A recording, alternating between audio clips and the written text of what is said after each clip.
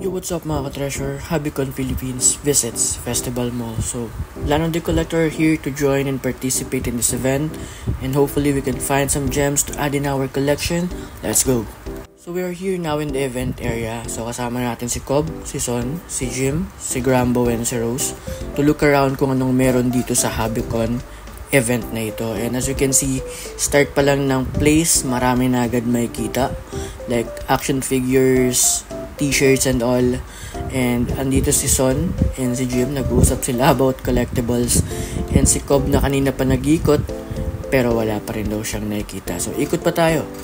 So meron ding mga palaro pala dito, like this one na tinry namin. 3 colors, win a figure. Ulit tayo, sticker lang na panalo na namin. So wala tayong magagawa, ikot na lang tayo ulit. So kasama ko si Rose and si Jim na nag-iikot-ikot din, trying to look for some things dito. May mga pa-events din pala dito, by the way. Like may pa-auctions, pa-contest and all. And speaking of auction, I also participate in one, like this. 50, 60, 70, 80, 100, 200, 210, 250, 260, 270, 300, 310, 320, 350, 360, 370. That goes for the auction. Always remember when you participate in an auction, consider the value of the item and the amount that you are bidding. Kasi pwedeng talo kapag sobrang bid naman yung ginawa mo. For that said, ikot na lang ulit tayo. Meron dito mga Pokemon items, cups, mugs, tote bags, and itong mga main stream na action figures like One Piece, Jujutsu Kaisen, Hero Academia, Demon Slayer, Naruto, Shaman King, and itong mga authentic daw na sabi ni Cobb na action figure, Zoro, Whitebeard, Sanji, Luffy, Killua, and Gon ng Hunter x Hunter. Meron din silang mga old currency like itong mga coins na to. Maganda yung pagkakagawa talaga ng mga lumang currencies kaso masyadong malalaki. May mga commemorate coins din dito, mga old bills from foreign and local currencies. So, meron ding mga iba't ibang uri ng anek-anek, yun yung tawag nila. May mga parapol din dito. Natalo tayo dito sa 400 nakakainis. Pero, gagawa ko ng video about that later on. Pero, moving forward, marami pa dito.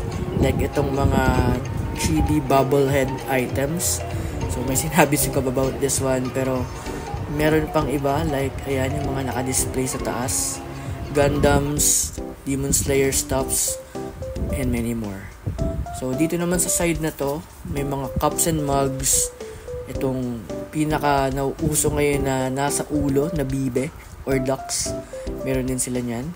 And itong mga for display na to, na sabi ni Cobb authentic naman daw yan.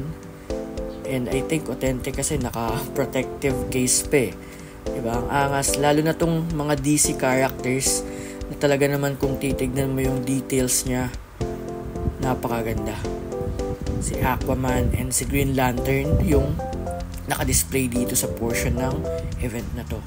So this is Naruto. Ito yung Yu Yu Hakusho or Ghost Fighter.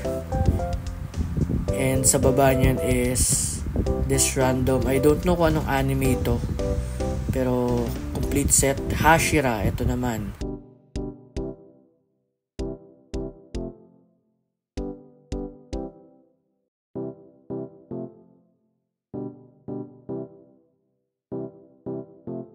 And our next is this diorama sets. So I think this is a security compound.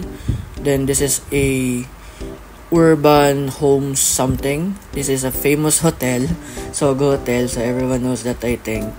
And next one will be this complete set of Hunter x Hunter. And sa taas niyan, makikita nyo tong magagandang model ng Gundam. So gusto kong mag-start ng Gundam collection pero inaaral ko pa.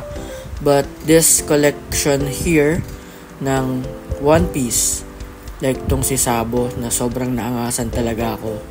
Details, authenticity, very solid. Napakaganda niyan.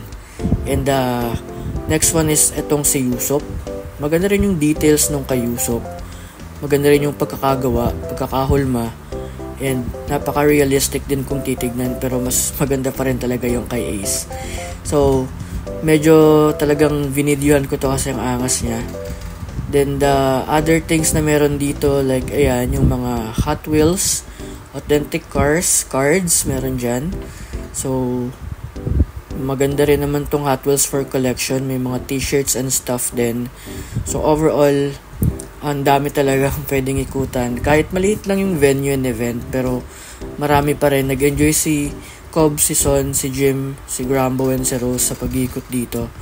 And hopefully, mas ma-expand pa to next time around. Maganda yung mga displays, offerings, marami. Pero last day na nila. Hopefully, we can join the next events and we can get many treasure from here. So, ayun lang naman guys. Please don't forget to like and subscribe. See you guys later. See ya.